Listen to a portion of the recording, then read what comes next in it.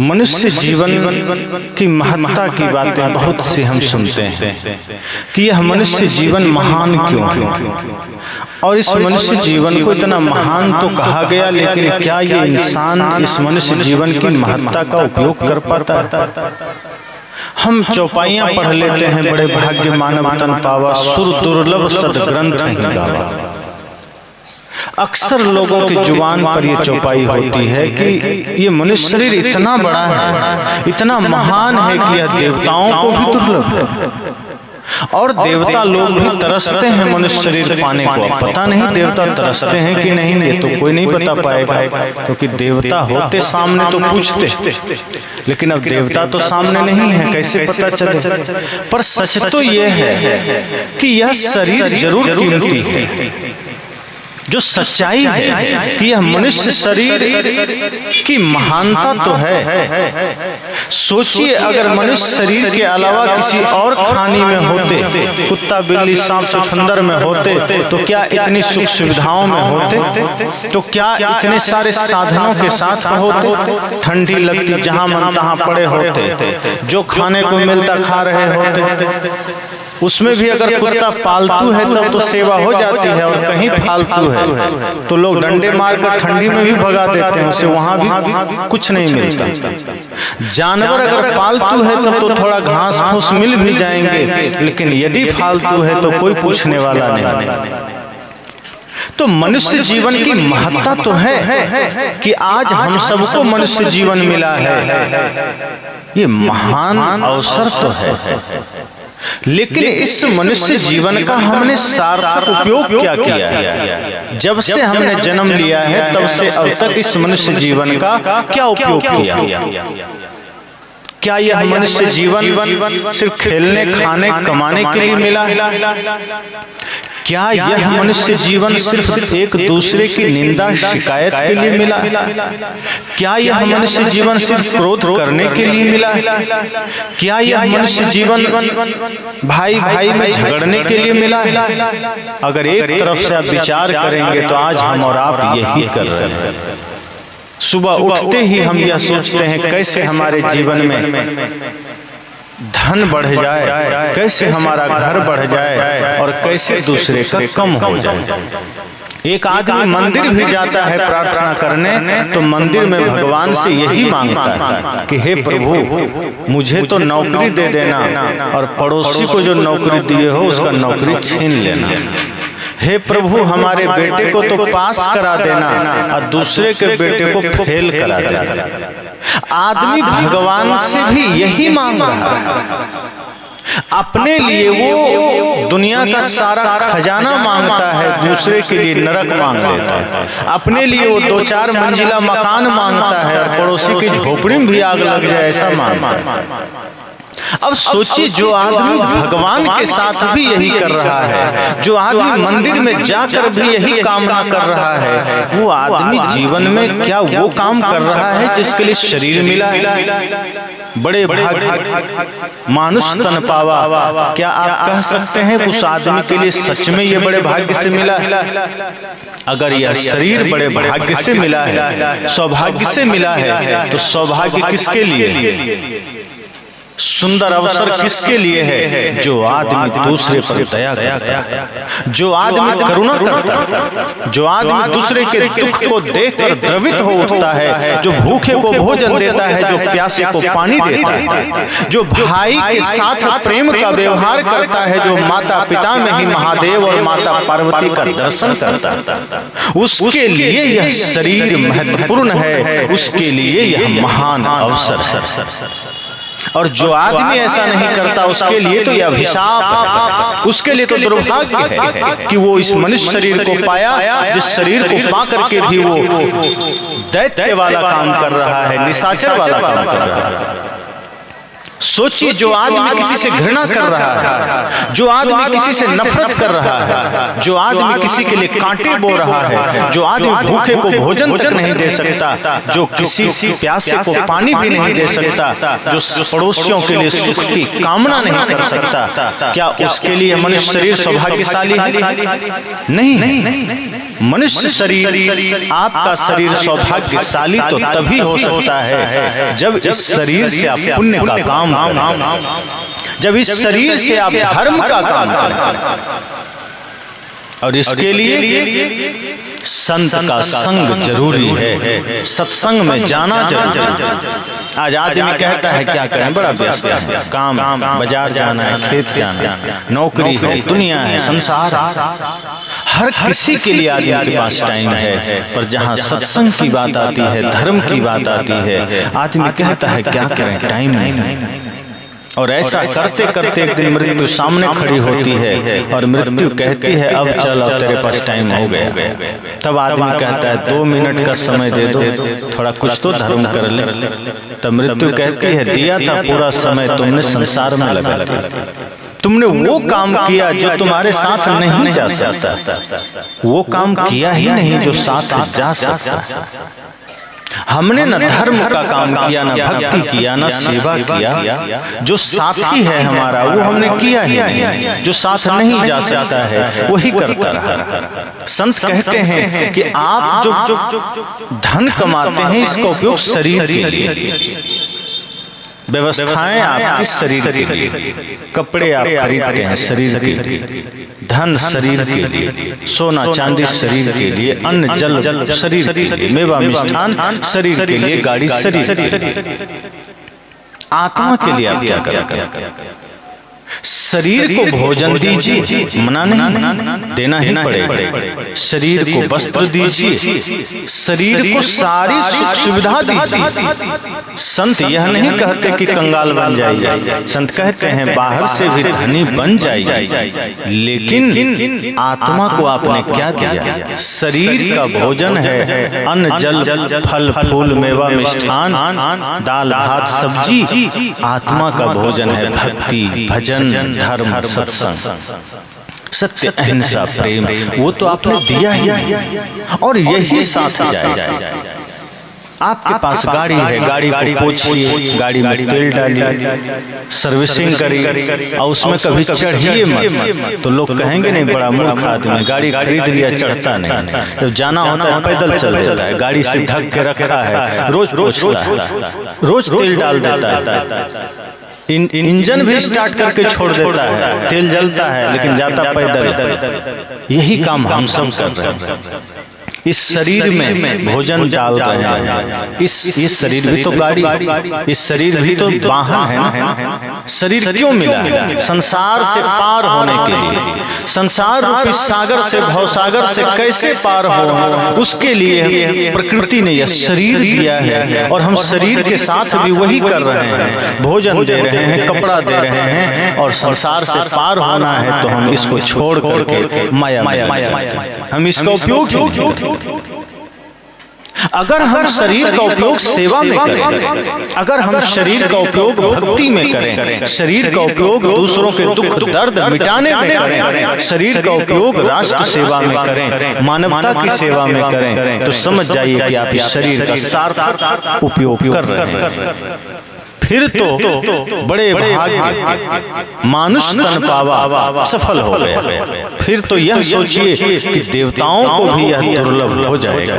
लेकिन यदि हम गलत काम कर रहे हैं, छीना झपटी कर रहे हैं, माता पिता का दिल दुखा रहे हैं, भाई का दिल दुखा रहे हैं, पड़ोसी का दिल दुखा रहे हैं, पुत्र को सही संस्कार नहीं दे रहे हैं, तब फिर बड़े दुर्भाग्य से मानुष तन पावा हो जाएगा। फिर तो दुर्भाग्य से मनुष्य शरीर मिल गया जिसका उपयोग हम कर नहीं पाए, जिसका सदुपयोग नहीं कर पाए। इसलिए मैंने कहा कि सत्संग जरूरी है। कभी भी सत्संग का मौका मिल जाए तो ये सोचिए कि सारे काम छूट जाएं, पर आधे घंटे सत्संग जरूर सुनेंगे, क्योंकि व्यस्ततम जीवन में यही सत्संग हमारे लिए अमृत का काम करेगा, जो हमें सही रास्ता प्रदान करेगा, जो हमें सही दिशा प्रदान करेगा। यदि हम सत्संग से दूर हो गए, संत से दूर हो गए, तो समझना आप जीवन से दूर हो गए, अमृत से दूर हो गए। आपने कंकड़ पत्थर को समेटा, आपने दुनियादारी को समेटा, लेकिन आपने हीरा को खो दिया, आपने अमृत को खो दिया। और जब संत का संग करेंगे तो इसी संसार में रहकर भक्ति कैसे करें, इसी संसार में रह के परमात्मा का बंधन कैसे करें, गुरु की पूजा कैसे करें, कल्याण प्राप्त कैसे करें, स्वर्ग कैसे जाना है, वो सब रास्ता आपको मिल जाएगा। संत हमें सारी युक्ति बता देते हैं। इसीलिए संत की महिमा है। इसीलिए श्री राम ने माता सबरी को कहा था, प्रथम भक्ति संतन कर सर्व। कहा था कि माता, यदि तुम जीवन में सदा शांति चाहती हो, सदैव खुशी चाहती हो, स्वर्ग मोक्ष चाहती हो, तो संतों का संग करना, क्योंकि संत तुम्हें हर जगह सुख समृद्धि से जीने का सूत्र बता देंगे। गृहस्थ जीवन में रह के साधना कैसे करें, परिवार में रह करके स्वर्ग का जीवन कैसे जिएं, ये सूत्र संत बता सकते हैं। और इसके लिए जब हम संत की शरण में जाते हैं तो वहाँ हमें संत सेवा बताते हैं, भक्ति बताते हैं, विनम्रता बताता है कि हम अगर हम कुछ बड़ा करना बनना चाहते हैं तो हमें छोटा बनना होगा। भगवान श्री कृष्ण राजसूय यज्ञ में जब सब लोगों ने राजसूय यज्ञ ठाना पांडवों ने, तो भगवान श्री कृष्ण ने क्या कहा कि मुझे भी कुछ ड्यूटी दे दो। सब लोगों ने ड्यूटी लिया, किसी ने स्टोर रूम संभाल लिया, किसी ने बाजार का काम संभाल लिया, किसी ने कुछ। भगवान श्री कृष्ण ने कहा हमको कोई जिम्मेदारी नहीं दी। युधिष्ठिर ने कहा अब तो कोई काम बचा ही नहीं, आपको क्या दे और आप क्या करेंगे। तो श्री कृष्ण ने कहा सबसे निकम्मा हम ही हैं क्या, हम भी कुछ कर सकते हैं, हमको भी काम दो। तब लोग पांडवों ने कहा आपके लायक कोई काम ही नहीं बचा। श्री कृष्ण ने कहा मुझे अभी भी दो काम नजर आ रहा है। कहा क्या? कहा जो संत जन आएंगे उनका चरण मैं धोऊंगा और जूठे पत्तल में उठाऊंगा। और वही किया श्री कृष्ण। छोटा हो गए क्या वो और बड़े हो गए। हम आप तो अपने घर में खा के थाली खिसका देते हैं, मच्छी भिनभिनाती रहती है, हम उठाते नहीं, और हम सोचते हैं हम कृष्ण का भक्त बन जाएं। भगवान कृष्ण ने संदेश दिया, ये सीख दिया समाज को कि जब आप विनम्र होते हैं, छोटा होते हैं, तो आपको दुनिया बड़ा बना देती है, फिर आप लोगों के दिलों में राज करते हैं। अगर लोगों के दिलों में राज करना है तो विनम्र हो जाइए, छोटा बन जाइए। तो ये शिक्षा संतजन देते हैं कि आप अगर चाहते हैं इस संसार में सुख से रहना तो सबसे पहले छोटा बनिए। अपने अंदर ये भाव रखिए कि सब हमसे बड़ा है। इसको लेकर संकुचित धारणा नहीं बनाना है, यह भाव बनाना है कि सब श्रेष्ठ हैं, सबके प्रति हमारा आदर का भाव। और जो विनम्रता से जो काम किए जा सकते हैं, जो नम्रता से जो काम किए जा सकते हैं, वो अकड़पन से कभी नहीं होता। अब आप सोचिए कि जैसे 20-25 किलो बालू यहाँ रख दें और उसमें 5 किलो चीनी मिला दें और हम कहें कि कोई बहुत बड़ा पहलवान इस एरिया का बुलाइए वो अलग कर देगा। कोई पहलवान आ जाए कि चलो भाई बालू से चीनी अलग करो, तो भयंकर से भयंकर पहलवान भी हार मान लेगा, हमसे नहीं होगा। फिर हम कहें जो सबसे ज्यादा तेज विद्यार्थी है वो आ जाए, कहेगा हमसे भी नहीं होगा। हम कहें फिर हाथी बुलाइए, हाथी भी बहुत ताकतवर है, हाथी से भी नहीं होगा। IAS IPS से भी नहीं होगा, नेता अभिनेता से भी नहीं होगा। तब किससे होगा? तब कह दें कि एक थोड़ा चींटी को इधर बुला दीजिए। चींटी आ जाए, वो 5 किलो चीनी को बालू से अलग कर देगी और पता भी नहीं चलेगा। बालू ज्यों का त्यों रह जाएगा, चीनी एक एक करके वो चुन लेगी। जो काम हाथी ना कर सका, जो काम बड़े बड़े पहलवान ना कर सका, जो काम IAS IPS ना कर सका, वो एक चींटी ने कर दिया। इसका अर्थ क्या हुआ? अर्थ ये हुआ कि जो काम विनम्रता से किया जा सकता है, जो काम नम्रता से किया जा सकता है, वो अकड़पन से नहीं हो सकता। ऐसे ही संसार में गुरु की भक्ति, परमात्मा की भक्ति सब जगह मौजूद है, हमें सिर्फ करना है। लेकिन करने के लिए करना क्या होगा? तो इस माया रूपी बालू में भक्ति भी तो यही है, इसी शरीर में माया है, इसी शरीर में भक्ति भी, इसी संसार में गुरु का ज्ञान है तो इसी में अज्ञानता भी, तो सब मिला हुआ है। जब हम चींटी की तरह भाव करके विनम्र हो जाते हैं, छोटा हो जाते हैं, तो इस समस्त जगत के बालू से हम भक्ति निकाल लेते हैं, हम सेवा निकाल लेते हैं, हम शांति निकाल लेते हैं। लेकिन ये हमें करना पड़ेगा। अगर हम अपने जीवन का महत्व ही ना समझेंगे, अगर हम इसे माया में गंवाते चले जाएंगे, दुनियादारी में गंवाते चले जाएंगे, तब हम नहीं कर पाएंगे। इसके लिए हमें सजग होना होगा, जागरूक होना होगा कि ये जो जीवन हमें मिला है ये बड़ा कीमती है, बड़ा मूल्यवान है।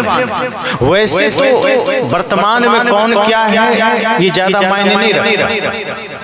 अभी बहुत ऐसे लोग हैं, बहुत से बच्चे हैं जिसके बारे में आप नहीं कह सकते कि ये कल क्या हो सकता है। कोई नेता बन जाए, कोई वैज्ञानिक बन जाए, कोई बड़े डीएम कलेक्टर बन जाए, कौन जानता है। कोई मंत्री, मुख्यमंत्री, प्रधानमंत्री बन जाए। आज भले वो साधारण है, कल क्या हो सकता है ये बहुत महत्वपूर्ण है। कई बार ऐसा होता है कि हमें लगता है हम तो बहुत साधारण हैं, पर ये मत भूलिए कि एक बीज को अगर सही माहौल मिल जाए तो बीज वृक्ष बन जाता है। ऐसे ही संत कहते हैं कि नर कब नारायण बन जाए ये कोई नहीं जानता, बस उसको सही माहौल मिलना चाहिए, सत्संग मिलना चाहिए, और वो योग्यता हर किसी के अंदर है, वर्तमान में नहीं दिख रहा है। लेकिन जब व्यक्ति लग जाता है सेवा साधना में, ध्यान में, वो व्यक्ति कुछ आगे कर ले जाता है। इसी वजह से मनुष्य शरीर को कीमती कहा गया। आज कोई आदमी साधारण है इस वजह से नहीं कहा गया, लेकिन कल वो हो सकता है असाधारण बन सकता है, बड़ा बन सकता है। एक गुरु थे, उन्होंने अपना उत्तराधिकारी चुनना चाहा कि हम किसको अपना उत्तराधिकारी बनाएं, कौन मेरे बाद होगा, किसकी दृष्टि इस जगत के प्रति कैसा है, ये जानना जरूरी है। एक ही आदमी सुबह से शाम तक जगत को कैसा देखता है, दूसरा आदमी कैसा देखता है, ये बहुत महत्वपूर्ण है। सुबह उठते ही एक साधारण आदमी देखता है सूर्योदय हुआ है, वो आदमी सोचने लगता है अब हमें नाश्ता करके खेत में जाना होगा। एक डॉक्टर सोचता है अब हमें क्लिनिक जाना होगा। एक वकील सोचता है हमें कोर्ट जाना होगा। एक चोर सोचता है हमें घर में छिप जाना होगा, क्योंकि लोग दिन में देख लिया तो कहीं मार पीट देगा, रात होगी तो फिर निकलेंगे। एक साधु जब देखता है तो ये सोचता है कि सूर्योदय हो चुका है, दोपहर होगी और फिर शाम हो जाएगी। उस संत यह सोचता है हमारे जीवन का भी तो सूर्योदय हुआ था, जन्म हुआ था, अब धीरे धीरे दोपहर हो रहा है, अर्थात जवानी आ रही है, और फिर धीरे धीरे बुढ़ापा और मृत्यु आ जाएगी, अर्थात सूर्यास्त हो जाएगा, शाम ढल जाएगी। तो एक सन्यासी उसी जगत को, उसी सूर्योदय को अलग तरीके से देखता है। उसका देखने का तरीका अलग है। पेड़ के पत्ते हिलते हैं, वो संत इस भाव से देखता है कि हमारे जीवन की आयु भी हिल रही है, हमारे प्राण भी हिल रहे हैं। कब वो पीले होकर के जमीन पर गिर पड़ेंगे कौन जानता है। पेड़ कहत है पात से सुन पत्ते मेरी बात, दुनिया की यह रीत है एक आवत एक जात। एक संत इस भाव से देखता है कि जिस तरह ये पेड़ पौधे तमाम तरह से धीरे धीरे सूख रहे हैं, पत्ते गिर रहे हैं, एक दिन हमारा शरीर भी गिर चलेगा। इससे पहले कि मेरा शरीर धराशायी हो जाए, मुझे भक्ति का काम करना है, मुझे सेवा करनी है, मुझे प्रेम का दीप जलाना है। तो सभी लोग अलग अलग तरीके से देखते हैं। उस गुरु ने सोचा कि मैं ऐसे व्यक्ति को अपना उत्तराधिकारी बनाऊंगा जिसका देखने का तरीका थोड़ा भिन्न होना चाहिए। तो उन्होंने कहा कि मैं अपना उत्तराधिकारी नियुक्त करूंगा, क्योंकि मेरी उम्र हो चली है, मेरी उम्र ज्यादा हो गई है। तो कुछ शिष्यों ने कहा तो देर क्यों करना, अभी घोषित कर दीजिए। जो कुछ लोभी लोग होते हैं उनको लगता है जल्दी घोषित हो जाए, कहीं हमारा नाम आ गया तो मजा। तो गुरु ने कहा धैर्य रखो, हड़बड़ाने की जरूरत नहीं, घोषित हम करेंगे, जरूर करेंगे। तो दो चार शिष्य सामने आ गए, गुरुजी फिर देरी क्यों कर रहे हैं, जल्दी बनाइए प्रस्ताव और घोषित कर दीजिए। गुरु ने कहा मैं कल सुबह करूंगा। तो जो शिष्य थोड़ा लोभी प्रवृत्ति के थे उनको लग रहा था जल्दी कर देते तो हम अपना नाम करवा लेते, हम ही इस आश्रम का मालिक बन जाते। पर गुरु जी ठहरे, ज्ञानी वो कहे ऐसे थोड़े होगा। विश्राम कर गए। दूसरे दिन सुबह उठे, नहाए धोए, अपने सभी शिष्यों को बुलाए और उन्होंने कहा मैं अपना उत्तराधिकारी घोषित करने जा रहा हूं, लेकिन मेरा एक सवाल है। शिष्यों ने कहा सवाल क्यों? गुरुजी ने कहा बिना सवाल का जवाब दिए तो उत्तराधिकारी मैं बनाऊंगा नहीं। मुझे पता तो होना चाहिए कि मैं सही हाथ में अपना उत्तरदायित्व दे रहा हूं। शिष्यों ने कहा जी पूछिए। गुरुजी ने कहा ये बताओ लोहा और चांदी में कौन कीमती है, महत्वपूर्ण कौन है? सभी शिष्यों ने एक साथ कहा चांदी ज्यादा कीमती है और महत्वपूर्ण भी। उसके बाद गुरुजी ने कहा मुझे पता था यही उत्तर दोगे। तभी पीछे नजर गई, किनारे एक शिष्य चुपचाप सिर झुकाए। गुरु ने कहा तुमने कोई जवाब नहीं दिया। कहा गुरुजी मेरे ख्याल से लोहा ज्यादा महत्वपूर्ण है। अब गुरुजी कुछ कहते उससे पहले सभी शिष्यों ने कहा मुझे पहले से पता था कि तुम सदा से बुद्धू हो और बुद्धू ही रहो। सब जानता है लोहा की कीमत कम है, चांदी महत्वपूर्ण है, फिर भी ये बुद्धू कह रहा है लोहा कीमती। गुरुजी ने कहा शांत हो जाओ। अगर उसने कहा है तुम्हें कारण भी तो जान लो, क्योंकि तुमने चांदी कहा है, पूछने की जरूरत नहीं, सब जानते हैं चांदी महंगा होता है, इसलिए तुमने भी चांदी कह दिया। पर उसने लोहा कहा है तो जरा जान तो लो कि उसने लोहा क्यों कहा है, तभी तो मैं इस पर कोई निर्णय करूंगा। क्योंकि जहां एक और सबने चांदी का नाम लिया और आप सब भी वही करते, एक शिष्य ने लोहा बोला है तो कोई तो कारण होगा। शिष्यों ने कहा कोई कारण नहीं, पागल है। गुरुजी ने कहा शांत रहो, मुझे बात करने दो। बुलाया उसको, कहा आओ बेटा बताओ तुमने लोहा क्यों कहा? उसने कहा गुरुजी लोहा अभी लोहा है, बात ठीक है, पर चांदी की कीमत ज्यादा है, ये भी बात ठीक है। पर एक बात जान लीजिए कि चांदी चांदी ही रहेगा, उसमें कोई संभावना नहीं। आप चांदी को चांदी से बढ़ाकर कुछ नहीं कर सकते। चांदी में कोई संभावना, कोई अवसर नहीं, पर लोहा में संभावना है, लोहा में अवसर है। कहा क्या? कहा यदि पारस छुआ दीजिए तो लोहा सोना बन सकता है, लेकिन चांदी नहीं बन सकता। इसलिए लोहा ज्यादा कीमती, क्योंकि उसमें संभावना है, उसको बनाया जा सकता है, उसको बढ़ाया जा सकता है, उसका विस्तार हो सकता है। चांदी का कुछ नहीं हो सकता। गुरुजी ने कहा बात तो तुमने बिल्कुल ठीक कहा है। जिस व्यक्ति में संभावना छिपा है उसको बड़ा बनाया जा सकता है, जिसकी संभावना ही खत्म हो गई उसका तो कोई उपाय नहीं है। और बात तो ठीक है कि अगर लोहे को पारस का संग मिल जाए तो लोहा सोना बन जाता है। इसलिए लोहा कीमती है, इसलिए नहीं कि वो वर्तमान से तुलना कर रहा है। शिष्य की दूरदृष्टि काम कर गई। शिष्य ने कहा आज मैं लोहे को लोहे के रूप में नहीं देख रहा, मैं ये देख रहा हूं कि लोहा क्या बन सकता है, मैं ये देख रहा हूं कि लोहा क्या हो सकता है। मैं आदमी को इस दृष्टि से नहीं देखता कि आदमी वर्तमान में क्या है, मैं इस दृष्टि से देखता हूं कि आदमी क्या हो सकता है, आदमी में क्या संभावना है। कुछ बच्चे जब कभी सामने आते हैं तो हम लोग भी बच्चों को सिर्फ इस दृष्टि से नहीं देखते, वो बच्चे मात्र बच्चे हैं। हम ये देखते हैं कि अगर इन्हें सही संस्कार मिल जाए, अगर इन्हें सही शिक्षा मिल जाए तो यही बच्चे कोई श्रवण कुमार बन सकता है, कोई भगत सिंह के सरीखे बन सकता है, कोई चंद्रशेखर आजाद की तरह बन सकता है, कोई श्री राम श्री कृष्ण की तरह बन सकता है। गुरुजी ने कहा तुम पास हो गए। क्योंकि जिसके भीतर ये दूरदृष्टि है, जिसके भीतर दूरदर्शिता है, जो संभावनाओं को पहचान लेता है, वही हमारा उत्तराधिकारी हो सकता है। जिसकी दृष्टि सीमित हो गई, संकुचित हो गई, वो मेरा उत्तराधिकारी नहीं बन सकता। हम भी आपसे यही कहते हैं, जीवन में कभी ये मत सोचिए कि बस जो है वो है, आप अपने को आगे बढ़ा सकते हैं। सोचिए, इसी धरती पर कभी राम जी हुए, कभी कृष्ण हुए, कभी बुद्ध महावीर सदगुरु कबीर हुए, कभी नानक। इसी धरती पर चंद्रशेखर आजाद हुए, इसी धरती पर महाराणा प्रताप, इसी धरती पर ये सारे महापुरुष हुए।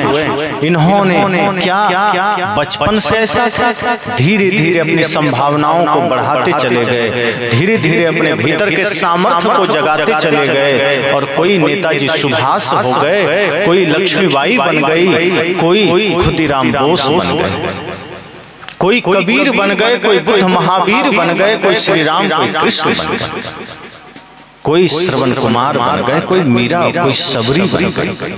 उन्होंने अपने जीवन के संभावनाओं को विकसित किया, बढ़ाया गुरु संतों के सानिध्य में। हम और आप भी जब ये ठान लें कि हमें अपने भीतर के संभावनाओं को विकसित करना है, तो ये जीवन कीमती हो जाता है। फिर तब हम कह सकते हैं कि बड़े भाग्य मानुष तन पावा, कि बड़े ही भाग्य से, बड़े ही सौभाग्य से ये मनुष्य शरीर मिला है और हमें कुछ करके जाना है। जीवन को व्यर्थ मत गंवाइए, ये मत सोचिए कि जो मिला है खा पी के चल देना। ये जीवन बड़ा कीमती है, अगर इस बार खो गया तो फिर मिले ना मिले कोई नहीं जानता। ये जीवन मिला है कुछ अच्छा करके जाने के लिए। अगर अच्छा करके जाएंगे तो अपने छोड़िए, गैर भी आपको याद करेंगे। और अगर कुछ बिना किए चले गए तो गैर अपने भी भुला देंगे। इसलिए ऐसा जीवन मत बिताइए कि अपने लोग भी आपको भुला दें 10 दिन 20 दिन में। जीवन को ऐसा बनाइए, ऐसा कुछ करके जाइए कि आप भी प्रेरणा बन सकें। और वो कर्म क्या है? भक्ति का, सेवा का। अगर जीवन में सिर्फ भक्ति आ जाए तो जीवन अमर हो जाता है। अमर होने का दूसरा कोई रास्ता नहीं। या तो कोई आदमी बहुत ज्यादा पाप करे तो अमर हो जाता है, जैसे रावण हो गया, पाप करके अमर हो गया, सब नाम जानता। कंस अमर हो गया। वर्तमान में देखिए तो लादेन अमर हो गया, अफजल गुरु अमर हो गया, सब नाम जाता है। कसाब अमर हो गया। पाप किया, दुष्टताई किया, अमर हो गए। और या तो इतना बढ़िया काम करिए, इतना पुण्य परोपकार का काम करिए, इतना धर्म का काम करिए कि ये लोग आपको जानने लगे।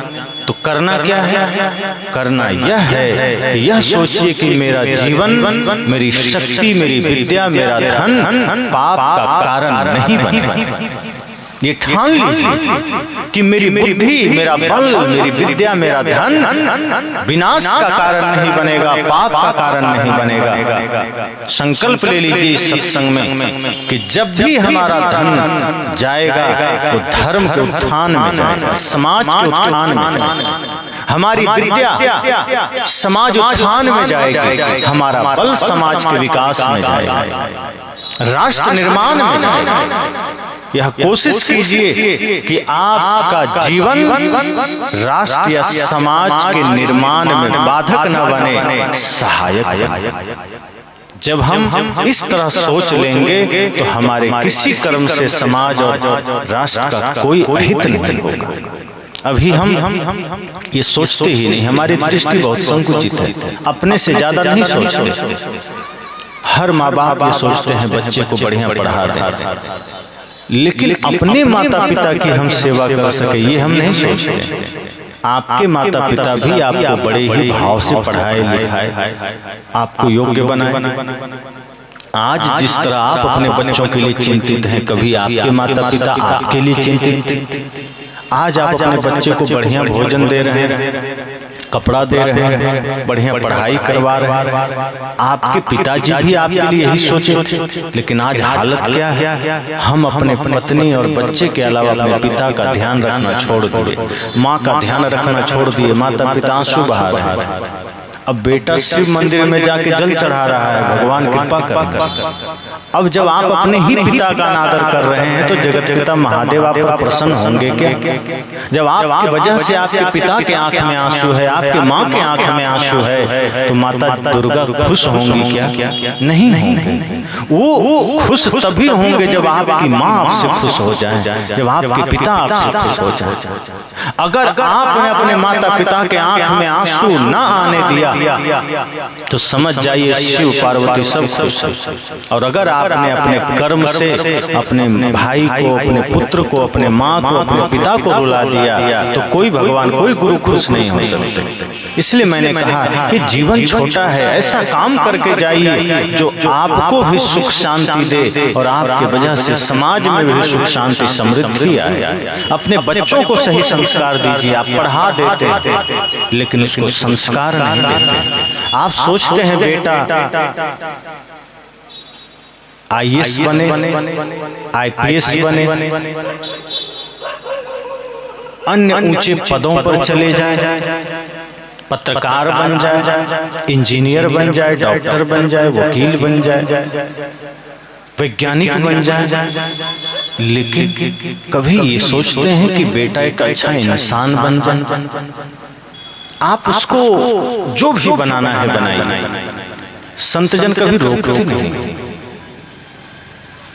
आप उसको जो शिक्षा देना है दीजिए, पर इतना संस्कार जरूर दीजिए कि आपके बच्चे अपने भारत की संस्कृति को समझ सके, मर्यादा को समझ सके, माता के प्रति उसका भाव, पिता के प्रति उसका समर्पण सदा बना रहे, समाज और राष्ट्र के प्रति समर्पण बना रहे। आप सावधान हो जाइए, जीवन बहुत थोड़ा है, समय बहुत कम है, मृत्यु निकट है। ये मत सोचिए कि 200, 500, 1000 साल जीना, कभी भी किसी के जीवन में मृत्यु आ सकती है। लेकिन ऐसा काम करिए कि अगर 10 साल भी, 5 साल भी, 2 साल, 1 दिन भी जीना पड़े, एक दिन आपको अमर बना दे। एक एक क्षण को आप सोचिए कि क्या हम इसको महत्वपूर्ण बना रहे हैं। हमारा कितनी सांसें निकल जा रही है, हम ध्यान ही नहीं देते। कितना दिन हमारा निकल जा रहा है, ये ही दुनियादारी में हम कुछ सदुपयोग नहीं करते। आप कुछ सामान खरीद कर लाते हैं, बर्बाद हो जाता है, आप चिंता करते हैं, टेंशन में आ जाते हैं। आपकी श्वासें बर्बाद हो रही है, कभी चिंता हुई आपको? आपका एक एक दिन खराब जा रहा है, कभी आपने चिंता किया? बिना सेवा, बिना भक्ति, बिना धर्म के आपका प्रतिदिन गुजरता चला जा रहा है। सिर्फ दुनियादारी में मन लग रहा है। धन कैसे जोड़ा जाए इसके पीछे सारी शक्ति हम लगा देते, लेकिन धर्म कैसे जोड़ा जाए इस पर हमारा कोई ख्याल नहीं होता। सत्य के रास्ते पर हम कैसे चलें इस पर हमारा कभी चिंतन नहीं होता। भक्ति का जीवन हम कैसे जिएं इस पर हमारा कभी ख्याल नहीं होता। जो हमें सदा शांति दे सकता है, जो हमें सदा सुंदर जीवन दे सकता है, इन सूत्रों पर हम विचार ही नहीं करते, इन सूत्रों पर हम ख्याल ही नहीं करते। ये जीवन मिला है प्रेम से जीने के लिए। एक घर में है, 5 लोग हैं, प्यार से रहे। कोई अगर आपके साथ गलत व्यवहार किया क्या कर लेगा? अगर कर दिया, हाथ जोड़ के किनारे हो जाइए, नफरत मत पालिए, प्यार से जीवन बिताइए। महाभारत नहीं रामायण उतारिए जीवन में। महाभारत और रामायण में यही तो फर्क है। कौरवों ने कहा सुई के नख के बराबर भूमि नहीं देंगे, पांडवों ने कहा हम सब छीन लेंगे, और छीन लिया। अंत में क्या हुआ? पांडवों को भी हिमालय में जाके चलना पड़ा। लेकिन राम जी के साथ क्या हुआ? माता कैकेयी ने कहा 14 वर्ष का जंगल, और वो भी राजसी वस्त्रों का त्याग करना होगा, नंगे पैर चलना होगा, भोजन का त्याग करना होगा, सिर्फ कंदमूल खाना होगा। राम जी ने क्या कहा? लड़ाई किया, हाथ जोड़ के स्वीकार कर लिया कि माता जो आज्ञा। सौतेली माँ थी कैकेयी, राम जी ने मान लिया। आज अपनी माँ कहती है बेटा एक गिलास पानी लाओ, बेटा चमक के निकल जाता है, अपने से पी लो, हमको समय नहीं। हम कैसे कहते हैं कि राम का देश? सिर्फ राम का नाम जुबान पर चलता है, राम का काम नहीं चलता। सिर्फ रामायण लोग पाठ करते हैं, रामायण को जीवन में उतारते नहीं। जिस दिन राम का काम लोगों के जीवन में उतर जाएगा, ये देश ऐसे ही स्वर्ग बन जाएगा। लेकिन आज लड़ाइयाँ चलती है, झगड़े चलते हैं, जुबान पर सिर्फ राम का नाम चलता है। सच तो यह है कि राम का नाम लेके लोग पान खाते हैं, राम का नाम लेके जुआ खेलते हैं। मुख पर राम नाम चलता है, आदमी विचार करता है। मुख पर राम नाम चलता है, आदमी जुआ ताश खेलता है। मुख पर राम नाम चलता है, आदमी बकरा काटता है, मछली खाता है। यानी नाम राम का ले रहे हैं, काम रावण का कर रहे हैं। कितना दुर्भाग्य की बात है। इसलिए मैं कहता हूं कि अपने जीवन को ऐसा बनाइए, रामायण उतारिए घर में, महाभारत मत उतरने दीजिए। जिस दिन रामायण उतर आएगा उस दिन प्रेम जागृत हो जाएगा, घर मंदिर बन जाएगा, घर स्वर्ग बन जाएगा। फिर आपको लगेगा कि जो गांव के बाहर मंदिर है वही मंदिर हमारा घर भी हो गया। फिर बाहर के मंदिर में तो आपने कभी कभी जाना है, पर घर का जो आपका मंदिर है आप प्रतिदिन महसूस करेंगे कि मेरे पिताजी ही इस मंदिर के देवता हैं, माँ ही देवी, बच्चे ही नंद गोपाल। फिर आपको हर दिन मंदिर का लाभ मिलेगा। फिर हर दिन आप मंदिर की मर्यादा रखेंगे। बाहर के मंदिर की मर्यादा तो आप रखते हैं कि जूते उतार कर जाते हैं, नशा किए रहते हैं तो कुल्ला करके जाते हैं। पर जो घर आपका सच में देवालय मंदिर है, वहाँ जूता पहने रसोई घर घुस जाते हैं। जो बाहर कचड़े से लेकर आए, पान खाए निकल जाते हैं, शराब पिए घुस जाते हैं, मांस मछली खाए घुस जाते हैं। उस घर की मर्यादा आप नहीं करते, उस मंदिर की मर्यादा नहीं करते। जहाँ माता पिता साक्षात निवास कर रहे हैं, आप उस माता पिता के चरणों में तीर्थ नहीं देखते हैं। वेद ने ऐसे नहीं कहा मातृदेवो भव पितृदेवो भव। वेद ने ये नहीं कहा कि शिव देवता हैं या विष्णु देवता हैं या ब्रह्मा देवता हैं। वेद ने कहा माता देवता है, पिता देवता है। वेद ने साफ कहा माता पिता और गुरु ही असली देवता है। जो इनको मानता है वही जीवन में सुख शांति समृद्धि पाता है। जो इनका तिरस्कार करता है वो जीवन में कभी सुख चैन समृद्धि पा ही नहीं सकता। इसलिए मैंने कहा जीवन में सदैव जागृत होइए, सोचिए कि हमारे कर्म से किसी को दुख तो नहीं हो रहा, हमारा भाई हमारे वजह से दुखी तो नहीं है। अगर आप बहू हैं सोचिए कि मेरे व्यवहार से कहीं सास माँ कष्ट में तो नहीं, और अगर आप सास हैं तो सोचिए आपके व्यवहार से आपकी बहू दुख में तो नहीं। अगर आप बड़े भाई हैं तो सोचिए मेरा छोटा भाई दुखी तो नहीं। छोटा है तो सोचिए बड़ा भाई दुखी तो नहीं। आप एक माँ हैं तो सोचिए आपके कर्म से आपके पुत्र के जीवन में कोई समस्या तो नहीं। अपने अपने कर्म को सुधार लीजिए, अपने अपने कर्म को पवित्र कर लीजिए और सोचिए कि जीवन तो थोड़ा है, क्यों अफरा तफरी करना, क्यों है तौबा करना, कुछ अच्छा कर लेना है, चल देना। जीवन ऐसा बना लीजिए, ऐसा कर्म सुंदर बना लीजिए, पवित्र बना लीजिए कि आपको सदैव 24 घंटे सुख शांति समृद्धि महसूस होता रहे।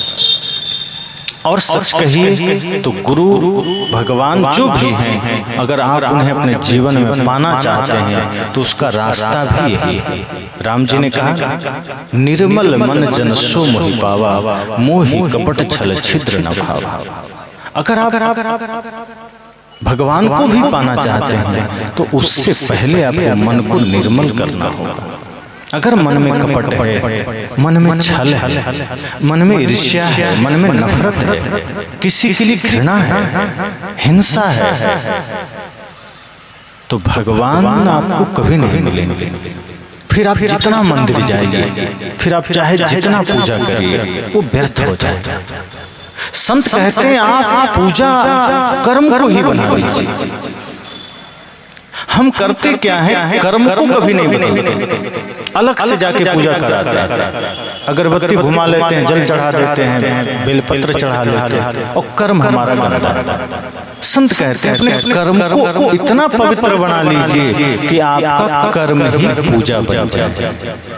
फिर आप अगर झाड़ू सड़क में भी लगाएंगे तो आपका सड़क में झाड़ू लगाना पूजा बन जाए। फिर आप किसी भिखारी को एक मुट्ठी अन्न दे देंगे तो उस भिखारी को एक मुट्ठी अन्न देना भी भगवान को भोग लगाना बन जाए। अगर आप ग्राहक को समान देंगे और पवित्र भाव से देंगे तो ग्राहक को समान देना भी पूजा बन सकता है। आप शौचालय साफ करेंगे पवित्र मन से तो शौचालय सफाई भी पूजा बन सकता है। संत कहते हैं कर्म को पूजा बना लीजिए, फिर आपका घर, आपका मंदिर, आपका शरीर आपका मंदिर बन जाएगा। फिर आप जो करेंगे पूजा बन जाएगा। अलग से आपको फिर कुछ करना नहीं पड़ेगा। फिर आप मुख से जो मीठे शब्द बोलेंगे वही प्रार्थना बन जाएगा। इसलिए मैंने कहा ये जीवन बड़ा कीमती है, लेकिन कीमती कब है? जब हम इससे कुछ अच्छा काम करते हैं, जब हम इससे कुछ बढ़िया काम करते हैं, कुछ धर्म का काम करते हैं, कुछ पुण्य का काम करते हैं। अगर इस शरीर से हम सिर्फ पाप करते चले जा रहे हैं, अगर इस शरीर से हम सिर्फ लोगों का दिल दुखाते चले जा रहे हैं, अगर इस शरीर से हम सिर्फ लोगों को दर्द देते चले जा रहे हैं, हिंसा करते चले जा रहे हैं, तो फिर ये शरीर बहुत दुर्भाग्य है कि मिल गया। कोई सौभाग्य नहीं, कोई भाग्य नहीं। इसलिए सब लोग सोचिए कि ये शरीर हम सबको मिला, इसका हम क्या उपयोग कर रहे हैं। जैसे जानवरों को शरीर मिला तो उनके पास तो कोई संभावना नहीं है, वो कुछ नहीं कर सकते। उनको खाना है, बच्चे पैदा करना है, मर जाना है। इंसान को शरीर मिला, आपको हमको शरीर मिला, तो क्या उतना ही काम के लिए मिला? बिल्कुल नहीं। इंसानों को शरीर, हम आपको शरीर इसलिए मिला कि हम धर्म का काम कर सकें, कि हम पुण्य का काम कर सकें, परमार्थ का काम कर सकें, इस शरीर से भवसागर पार हो सके। हम तो रोज नया भवसागर बनाते चले जा रहे हैं, हम तो रोज अपने जीवन में दाग लगाते चले जा रहे हैं। मनुष्य शरीर मिला था दाग छुड़ाने के लिए, हम तो दाग लगाए चले जा रहे हैं। कभी क्रोध का दाग लगा रहे हैं, कभी कामना का दाग लगा रहे हैं, कभी नफरत का दाग लगा रहे हैं, कभी घृणा का दाग लगा रहे हैं, कभी हिंसा का। इसमें हमें इन दागों को छुड़ाना है, इन दागों को मिटाना है, और इसके लिए गुरु संत की संगत आवश्यक है, सत्संग आवश्यक है। बहुत से लोग आपको बता देंगे, कई सत्संग ऐसे भी होते हैं जिसका नाम तो सत्संग है, लेकिन वास्तव में वो सत्संग होता नहीं। कई जगह मैंने सुना है, वहां आपको बताया जाएगा कि आपको कोई धर्म का काम करने की जरूरत नहीं। कई जगह मैंने सुना है, आपको बताया जाता है और आदमी कंफ्यूज हो जाता है, संदेह में आ जाता है क्या क्या। मंच से यह कहा जाता है कि आपको भाई के साथ व्यवहार बढ़िया करने की जरूरत नहीं है, माता पिता के साथ बढ़िया व्यवहार करने की जरूरत नहीं है, मांस मछली छोड़ने की जरूरत नहीं है, आपको बढ़िया काम करने की जरूरत ही नहीं है। बस एक बार तुलसी का माला आइए हम पहना देते हैं, आप सीधे स्वर्ग चले जाएंगे। आप जितना पाप करना है कीजिए। ऐसे ठगों से सावधान रहिए। अगर ऐसा है तो फिर रामायण झूठी हो जाएगी, गीता झूठी हो जाएगी, फिर वेद झूठे हो जाएंगे।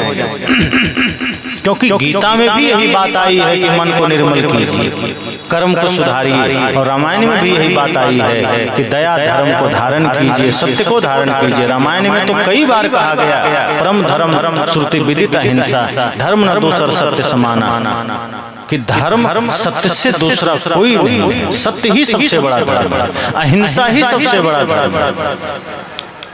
परहित सरिस धर्म नहीं भाई, दूसरे का हित करना ही धर्म है। तो फिर रामायण तो झूठी हो जाएगी।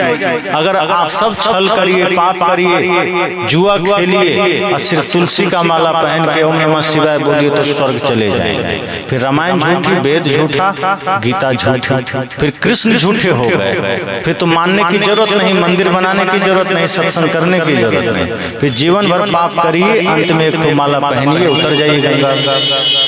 तो फिर कृष्ण कहते हैं नहीं, ये भक्ति नहीं। राम कहते हैं ये भक्ति नहीं। भक्ति ये है कि आपको धीरे धीरे अपने मन सा वाचा कर्मणा, अपने मन को, अपने वचन को, अपने कर्म को निर्मल करना होगा, पवित्र करना होगा।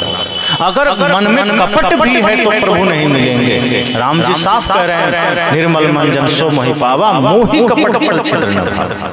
जिसका मन निर्मल है, जिसका मन पवित्र है, वही मुझे पा सकता है। जो हिंसा करता है, जो जुआ खेलता है, जो ठगता है, जो व्यभिचार करता है, जो अपने भाई के साथ धोखा करता है, जो अपने माता पिता का निरादर करता है, क्या वो भगवान को पा सकता है? क्या वो स्वर्ग को पा सकता है? कभी नहीं। रावण ने यही तो किया, जुआ खेलता था, स्त्रियों का अपमान करता था, भाई को लात मारा, पत्नी के साथ गलत किया, माता पिता का अनादर किया, इसलिए वो रावण हो गया। और राम जी ने क्या किया? भाई का सम्मान किया, भाई को प्यार दिया, माता पिता का सम्मान किया, सबका सम्मान किया, इसलिए वो राम हो गए, भगवान हो गए। अगर कोई कहता है कि रावण वाला सारा कर्म करिए और अंत में भगवान का नाम ले लीजिए स्वर्ग मिल जाएगा, तो फिर गलत बात। फिर राम जी कहते हैं फिर ऐसे आदमी को स्वर्ग नहीं मिलेगा, वो जीवन में ही नर्क भोगा है, आगे भी नर्क भोगेगा। लेकिन आज ऐसे लोग बहुत हैं समाज में जो कहता है कि हमारे पास आइए, हम दीक्षा देंगे, सीधे स्वर्ग भेज देंगे। इतने कॉन्फिडेंस से बोलते हैं जैसे एक अलग कहीं स्वर्ग इन्होंने खुद बना रखा है, जहां आपको एकदम भेज ही देंगे। स्वर्ग का अर्थ भी जिन्हें पता नहीं, वो आपको स्वर्ग भेज रहे हैं। हमारे संतों ने कहा स्वर्ग तो आप जीते जी पा सकते हैं, करना बस इतना है, मन को निर्मल कर, जीवन में भक्ति को धारण, सेवा को धारण करना। और जैसे ही आपका मन निर्मल होगा, जीते जी स्वर्ग है, जीते जी शांति है, जीते जी सुख है, समृद्धि। माता सबरी के पास क्या था? सोना चांदी कुछ था नहीं था, महल नहीं था, झोपड़ी थी वो भी टूटी हुई, कपड़े थे वो भी फटे हुए। और रावण के पास सोने की लंका था, सारा साम्राज्य था, सारा वैभव था, पर नहीं था तो क्या? रावण के पास मन की निर्मलता नहीं थी, भक्ति नहीं थी, सेवा नहीं थी। उसके पास अहंकार था, पाप था, वैभव था, समृद्धि थी, लेकिन उसका मन निर्मल नहीं था, उसके पास सत्य नहीं था। और माता सबरी के पास बाहर का कुछ नहीं, न सोना न चांदी न समृद्धि, कुछ नहीं, लेकिन क्या था? भक्ति थी, निर्मलता थी। तो राम जी उनके जूठे पैर खा लिए और माता सबरी के जीवन में जो शांति, जो समृद्धि थी, वो रावण के पास नहीं। शांति का संबंध भक्ति से, अगर भक्ति है, मन की निर्मलता है, मन की पवित्रता है, तो राम भी चल के द्वार पर आ जाते हैं। और मन में गंदगी है तो राम द्वार पर तो आएंगे, लेकिन धनुष बाण लेकर रावण की तरह बद्ध करने, न कि आपको माता सबरी की तरह आशीर्वाद देने। अगर मन में विदुर जैसी निर्मलता है, मन में विदुर जैसी भक्ति है, तो कृष्ण का चरण आपके द्वार तक आ सकता है। आप चाहे साग रोटी ही क्यों न खिलाएं, कृष्ण स्वीकार कर लेंगे। लेकिन यदि दुर्योधन जैसी अकड़, दुर्योधन जैसा आतंक, दुर्योधन जैसा घमंड है, तो आप 56 प्रकार के व्यंजन भी बना के रखे हैं, तो कृष्ण अगर आ भी गए तो आपका भोजन, आपका आतिथ्य स्वीकार नहीं करेंगे। और आप चाहे जितनी कोशिश कर लें, कृष्ण ठुकरा देंगे और बोलेंगे कि तुम्हारे भोजन में अहंकार की गंध है, इसलिए मैं तुम्हारा भोजन स्वीकार नहीं किया, चाहे तुम मेवा मिष्ठान ही क्यों न बनाए। और तब कृष्ण का चरण कहाँ चला जाता है? विदुर के द्वार पर। और विदुर जी के यहाँ क्या है? साग और रोटी है। और कृष्ण वो साग रोटी खाकर क्या कहते हैं? अमृत का स्वाद भी फीका है इसके सामने। क्यों? क्योंकि उस साग रोटी में प्रेम है, उस साग रोटी में भक्ति है, उस साग रोटी में समर्पण। सदैव इस बात का ध्यान रखिए कि जीवन में अगर समर्पण है, भक्ति है, सत्य है, अहिंसा है, प्रेम है, करुणा है, तो किसी भी रूप में आपके द्वार पर भी भगवान आ सकते हैं।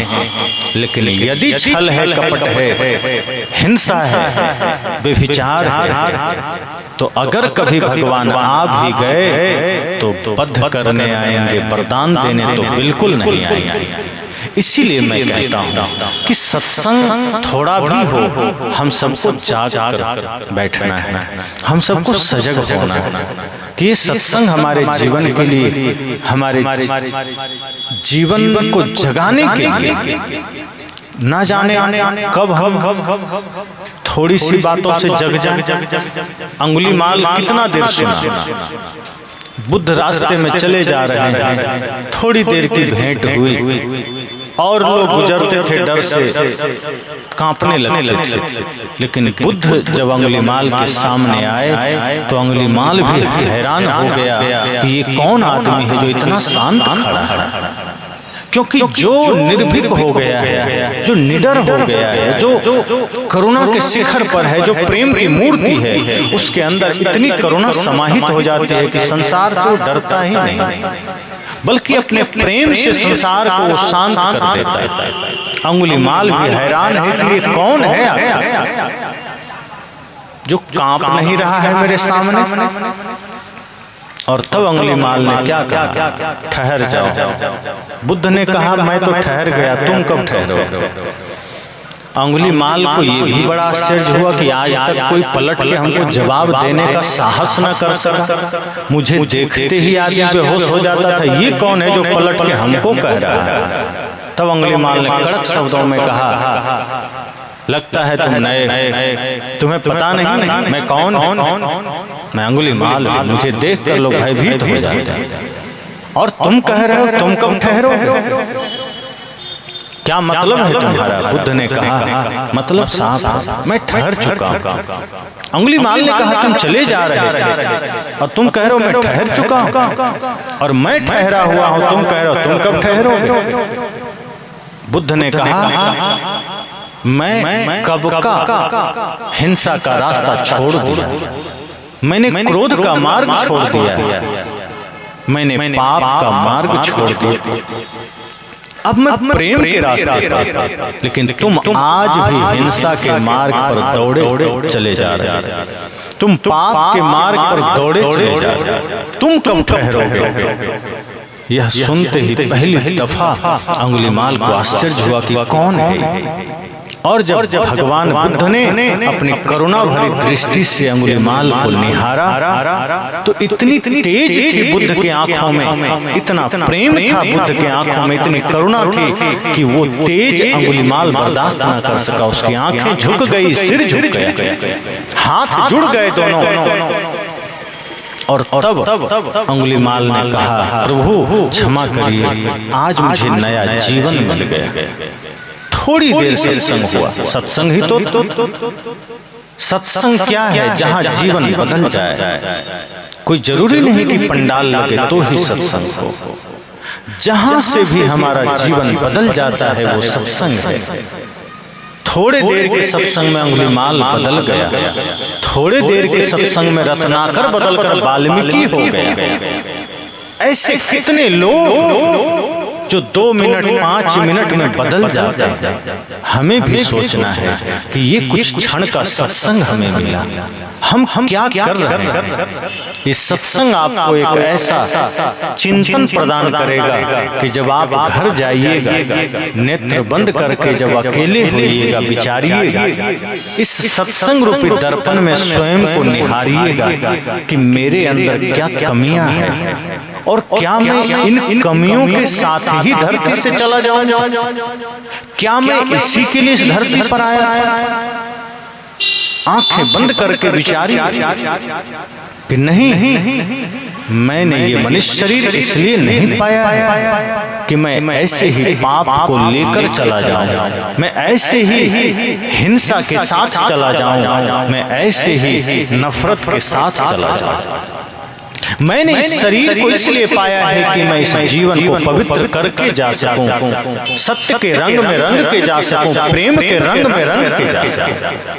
मुझे यहाँ से ऐसा करके नहीं जाना है कि मेरे जाने के बाद पीछे लोग गालियां दें। मुझे ऐसा बन के जाना है, ऐसा करके जाना है। सदगुरु कबीर ने कहा है, कबीर जब हम पैदा हुए जग हंसे हम रोए, ऐसी करनी कर चलो हम हंसे जग रोए। उन्होंने कहा कि जब हम इस धरती पर जन्म लेते हैं तो सभी बच्चे रोते हैं और माँ बाप हंसते हैं। साहब कहते हैं ये मजबूरी है। बच्चे जब जन्म लेते हैं तो रोना और परिवार के लोगों का हंसना ये आपकी मजबूरी है। आप उस समय हंस नहीं सकते। अगर बच्चे उस समय ना रोएं तो परिवार के लोग रोने लगते हैं कि क्या हो गया, बच्चा रो क्यों नहीं रहा। इसलिए जब बच्चे रोते हैं तो लोग खुश होते हैं कि चलो बच्चा ठीक है, स्वस्थ है। साहब कहते हैं वो आपकी मजबूरी थी, पर अब जीवन में ऐसा काम मत कर लेना कि फिर भी आप रोते हुए जाइए और लोग हंसें। नहीं, जब जन्म लिए थे तो मजबूरी थी कि आप रोते हुए जन्म लिए, अब कोई मजबूरी नहीं। अब जीवन में ऐसा कर्म करके जाना, भक्ति सेवा धर्म धारण करके जाना कि आप हंसते हुए जाइए और जो लोग आपके जन्म पर हंसे थे या जो समाज हंसा था, आपके हंसते हुए जाने पर वो रोए कि कितना अच्छा आदमी था, अभी इसको नहीं जाना। ये आपकी सफलता होगी, यही आपकी महानता होगी। तो जीवन तभी कीमती हो सकता है। इसलिए मैंने कहा कि बड़े भाग्य मानुष तन पावा, सुर दुर्लभ सदग्रंथ ही गावा। सभी सदग्रंथ यही कहते हैं, सभी शास्त्र यही कहते हैं कि मनुष्य शरीर बड़ा दुर्लभ है, लेकिन देवताओं के लिए दुर्लभ है कि नहीं इसका तो कोई पता नहीं, लेकिन आपके लिए दुर्लभ है। और अगर ये जीवन खो गया, इस बार कुछ अच्छा ना किए तो आगे ना जाने कितने जन्म सांप छुछुंदर में भटकना होगा, कीट पतंग में भटकना होगा, कुत्ता बिल्ली में भटकना होगा। कोई जानता है? आज आपके पास चेतना है, आप जान रहे हैं, लेकिन आगे कहाँ चले जाएंगे, कितने जन्म भटकते रहेंगे, कितने साल भटकते रहेंगे, कोई नहीं जानता। इसलिए अवसर मिला है और संतों का संग भी मिला है।